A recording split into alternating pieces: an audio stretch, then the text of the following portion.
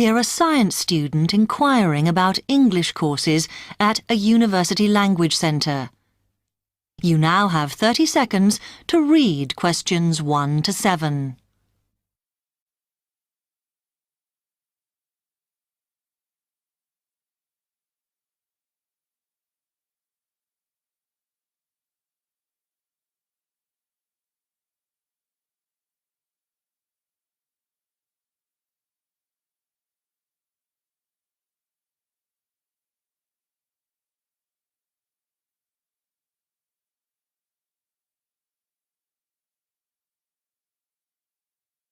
Hi, I've come to ask about the English courses you run for international students. Oh, right. I assume you're a student at the university. Yes, I've just started. Okay. Well, we've got a range of courses. It depends what you think you need and how much. We can't run everything at the same time, though. So, for example, in this first term, we are just doing a writing course. I see. That sounds quite useful. What else is there? Some of the courses only run for single terms, and we tend to focus on what students have difficulty with. That means we don't usually do speaking courses, but next term you can do listening. That'll help you with lectures and things. Our provision is all based on what the majority of our international students need. So, is everything term-based? There's nothing that you run all year? Well, let's have a look. Yes, there is a class for vocabulary and grammar every term. That's for everybody, but it's split into 3 or 4 levels. And what about in the holidays? We don't do anything during the winter or spring break. But over the summer, there's just general classes because that's what most students want. A bit of everything. Okay, quite a variety then. I'll have a think about what I really need because I haven't got much time. Do you have about 20 students in each class, the same as our science seminars? We try to keep it at about 12 and certainly not more than 15. It's important for language classes. They're very different from your normal courses. Right. And how much are the classes? The rate varies depending on how many hours you attend, but you shouldn't have to pay. Usually, the department will fund you and even sort out which classes you need. Brilliant. It would be quite useful for me to have a certificate to take back to my country. Do you put us in for exams? Yes, but we don't like them to clash with your main course exams in June, so we run them in May. Oh. That leaves you time for revision. Do I have to sign up for something now? I'm not quite sure what I want. Classes haven't quite started yet, so you've got time to decide what you do. All we insist is that you sign up before week 5. That gives you about 3 weeks to decide. Okay. You now have 15 seconds to read questions 8 to 10.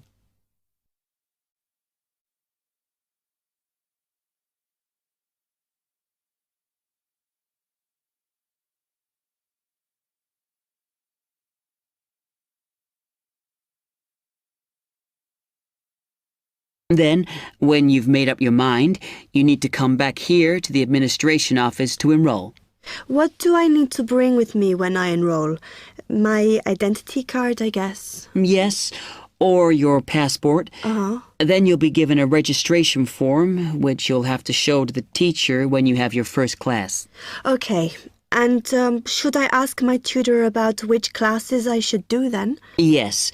Then you get a note from him and give that to the desk when you register. Can I use the computers here as well? Yes. You'll be given a password when you go to your first class. So remember to bring a disk with you to save your work on, as you won't be allowed to save it on the hard drive. Okay.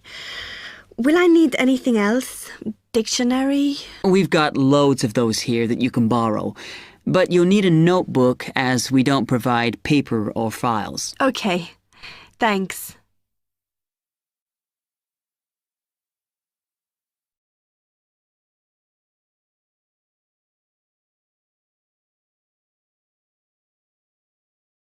That is the end of part 1. You now have half a minute to check your answers.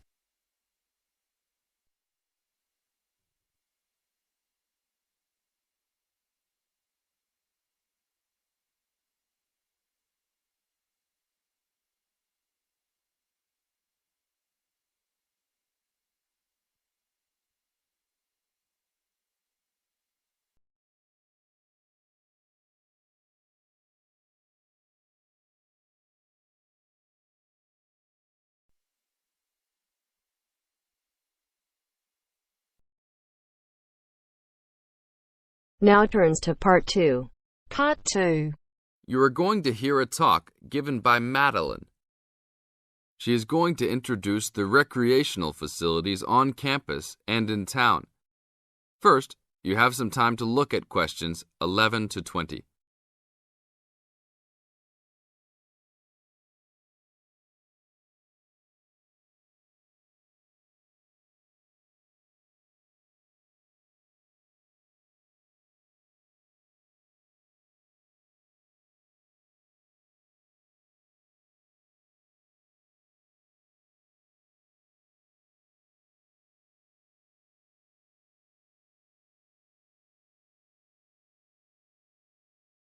As you listen to the talk, answer questions 11 to 20. Well, good morning, everybody. My name's Madeline Stewart, and I'm here to tell you about the recreational facilities available on campus, and also to tell you something about what the town has to offer. You may already know that your students' union membership also includes membership of the sports union, which provides a range of sporting and recreational facilities on campus, much the same as those in most British universities. The sports union has football, tennis, and cricket teams in local competitions. And really, most sports are catered for in some way on campus, even if they're just social matches. In the building itself, there are fitness classes and a full gym, including weights. The sports union can also provide cheap tickets to some major sporting events. And to keep you up to date with everything available, there's a weekly newsletter distributed around the campus. You should check this to find out the names and phone numbers of the contact people for each sport or activity you're interested in. Yes, did you have a question? Yes, apart from what you've just said, does the sports union offer individual help in any of its activities, for example, in getting fit and healthy? Yes, we do. The sports union has a fitness assessment clinic every Friday, staffed by the resident sports trainer, who can provide advice on the best program for you and refer you to various charts. I'm sure you all realize that for any medical assessment or health problem, you should go to the University Medical Service. The sports trainer can also advise you on a suitable training program using the weights. And now on to Ashbury.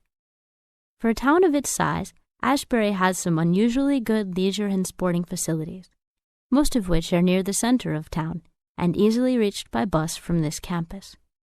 There's a new, well, almost new, Olympic-sized swimming pool. That's not quite in the central town area, but it's only a 5-minute walk from the bus stop. Above the pool, there's a high-tech fitness center that any of you more serious fitness lovers would need to check out.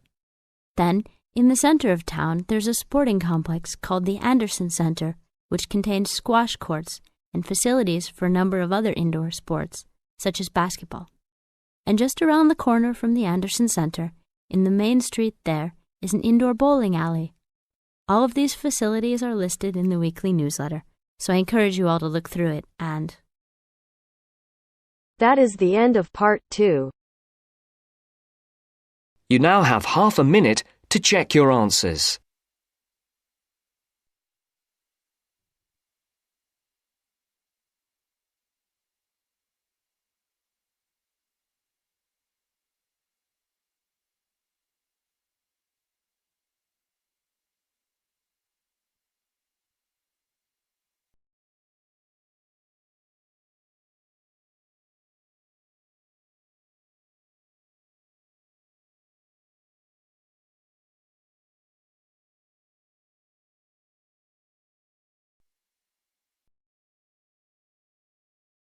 Now turns to Part 3. Part 3.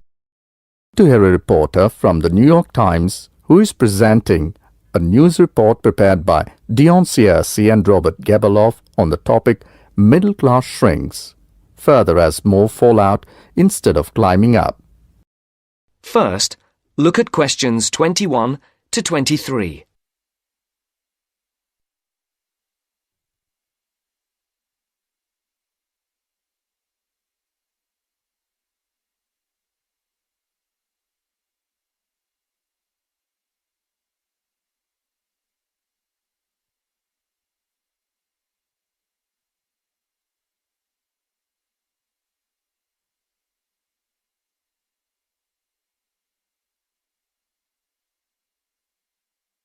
As you listen, answer the questions. The middle class that President Obama identified in his State of the Union speech last week as the foundation of the American economy has been shrinking for almost half a century. In the late 1960s, more than half of the households in the United States were squarely in the middle, earning, in today's dollars, $35,000 to $100,000 a year. Few people noticed or cared as the size of that group began to fall, because the shift was primarily caused by more Americans climbing the economic ladder into upper income brackets. But since 2000, the middle class's share of households has continued to narrow, the main reason being that more people have fallen to the bottom. At the same time, fewer of those in this group fit the traditional image of a married couple with children at home, a gap increasingly filled by the elderly. This social upheaval helps explain why the president focused on reviving the middle class, offering a raft of proposals squarely aimed at concerns like paying for college education, taking parental leave, affording childcare, and buying a home.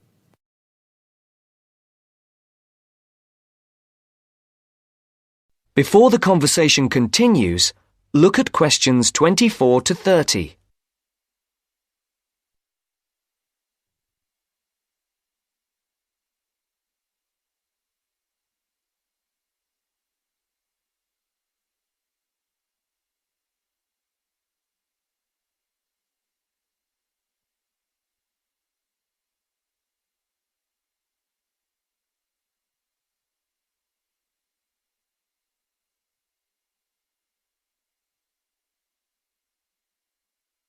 Now listen to the second part of the discussion.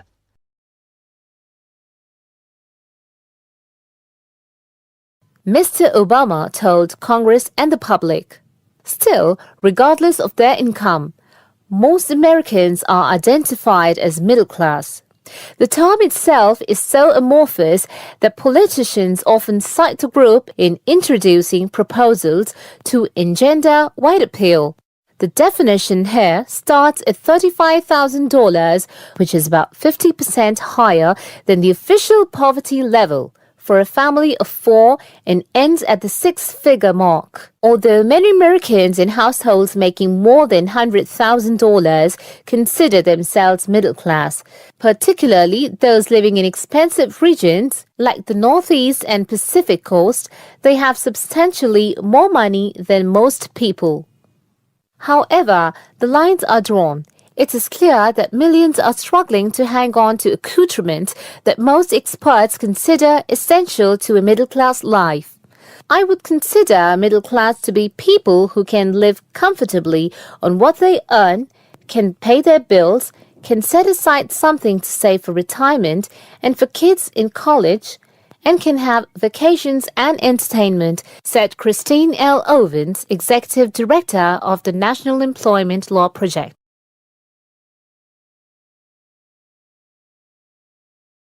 That is the end of Part 3. You now have half a minute to check your answers.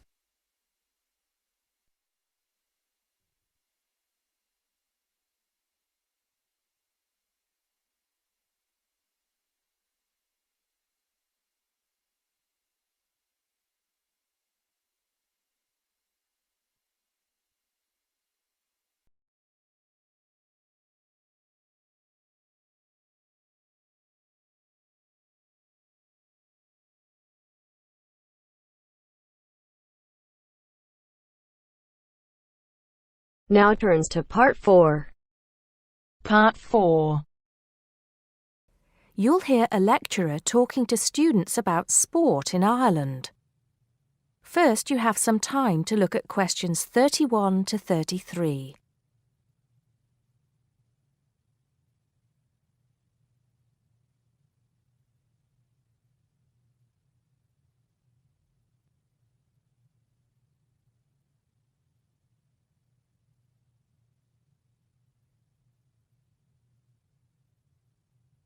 Now listen carefully and answer questions 31 to 33.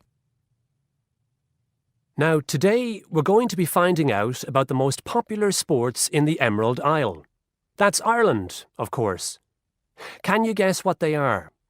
Well, there are these two lesser-played games, a form of rounders and Gaelic handball. But we'll start with one which is perhaps over 3,000 years old, arriving in Ireland with the Celts, some claim. That may be a slight exaggeration, but I consider it to be the fastest field game in the world, and it goes by the name of hurling. Well, that's what it's known as in the English-speaking world anyway. So, what do you have to do? You've got 15 players on a team, one of them the goalkeeper. Each one has a stick called a hurley. Here you are. I've brought mine along. Had it since I was at school. This is what it looks like, and basically you have to get this ball, called a sliotar, that's S-L-I-O-T-A-R, so it's not spelt the way it's pronounced. You hit it into the net for 3 points, or you can hit it over the net for 1 point. The goal looks like the letter H, with the net under the crossbar. The goalie has a bigger stick than the others to help keep the ball out. You can also catch the sliotar and run with it for 4 steps maximum, or bounce it on your stick. Is that clear to you all? I'll be showing you a video a bit later, so you can see what a game actually looks like. You might like to think of it as a mixture of lacrosse, hockey, and baseball. Oh, and it's played by women too, but it goes by the name of camogie in that case. Before you hear the rest of the talk, you have some time to look at questions 34 to 40.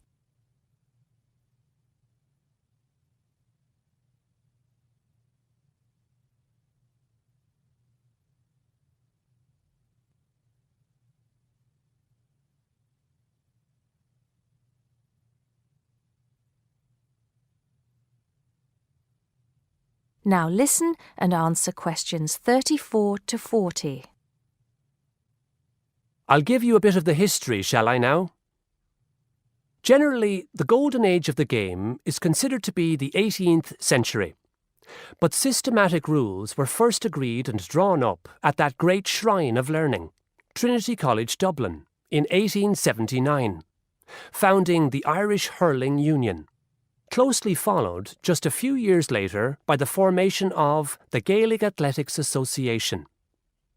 With greater organisation last century, the All-Ireland Hurling Championship got off to a flying start, and I'm proud to say that my own native city of Cork has won more than 20 titles over the years. But then, so have Kilkenny and Tipperary.